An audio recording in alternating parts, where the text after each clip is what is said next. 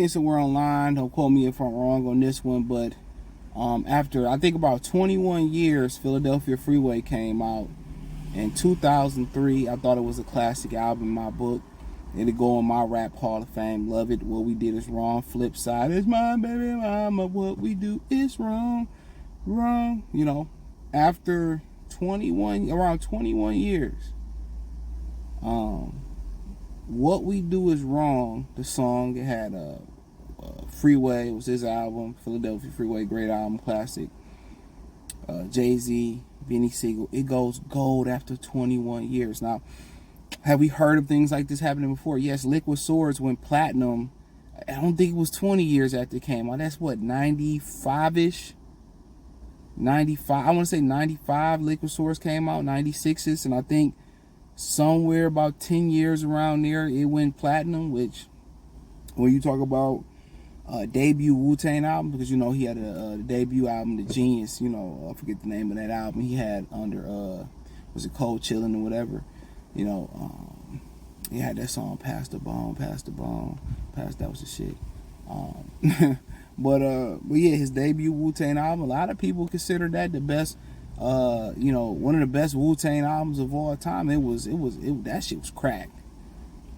I got your back, but you better protect your front, cause this niggas that stunt, that be pulling stunts. The silly niggas, I forgot, that's my shit. Cold World, the fifth chamber, the fourth chamber, whichever what it was. Man, Method Man killed one of them songs on there. I forget, man. That's a great, like, when you talk about as far as like real rap albums, I think that tops the list. When you talking about a real rap album, like that's some real shit. Like when you talking about, when I say real rap, you know, you put Liquid Swords up there, and that's what rap, and that's what rap is really about. That's when like underground meets, you know, goes mainstream and goes platinum. You know what I'm saying? Great album. But yeah, it's crazy, man, that song took 21 years to go gold. I thought that shit would be platinum or something like that, or going double platinum at least. And well, check out the music entertainment playlist, by the way. Thumbs up the video, share the video, subscribe to the channel. It's crazy, you know, streaming is crazy, bro. And a lot of the youth probably finding the song and said, oh, it's a dope song and all that stuff. And you know, back in the day, if they still was doing stuff, you know, on hard, or you know, on CDs, and that would have never happened. It would have never happened. But the fact that people are still spinning that record and probably still spinning that album, and it was actually a really, really great album, I mean, it speaks volumes. Grade A music is always going to age well and defy the test of times. And like I said, that album was crack. That album was fire, man. It's just, like I said before, that being the lead single off the album, that really wasn't like Hammer Time or Vanilla Ice Baby, or it wasn't, you know, a Country Grammar.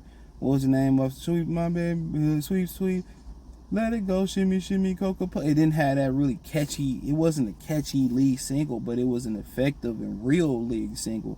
It was a real rap album. It was a real rap album. Free. Ooh. That was my shit too.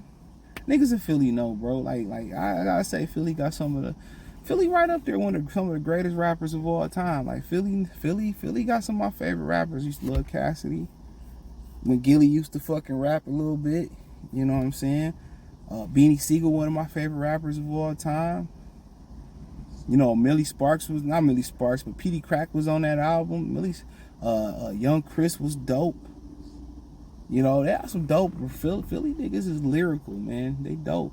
Even when you listen to Lil Uzi Vert, when you really listen to him, get past the sassiness, he's a very talented artist. Even before he got put on, and probably he went to the Backdooria side, allegedly. Some of his music before then, he had talent. I love Meek Mill's albums. I remember he kind of had that late effect on me where, you know, how you ever see a boxer get punched and then like 5 seconds later he get dropped. That's kind of how Meek was. You know, I'm like, ain't good. I went back and listened to his first one, then Dreams Worth More Than Nightmares. And I'm like, damn, this shit fire. They actually really great albums. You know, Championships and all the albums. Like, he ain't had too many bad albums. I didn't hear the last one, but Championships is the last one I heard. And the ones before then, he do some great work. He makes sure his albums, The I's are dotted and the T's are crossed when it comes to those albums. But yeah, damn, 21 years, man, and who knew? But they made a great point on social media. That was damn near the pinnacle of LimeWire, BearShare.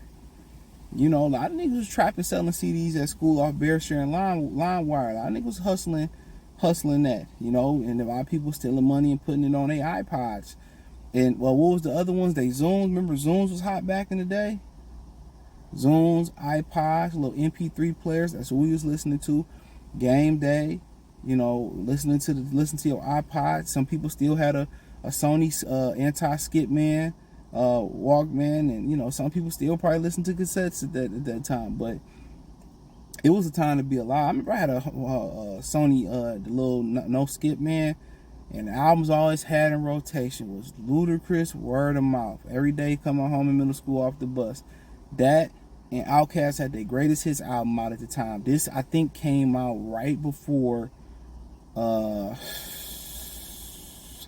Speaker Box Love Below. Came out some years before that, I want to say. But those was the two albums I always had in rotation at the time. Word of Mouth is one of my favorite rap albums.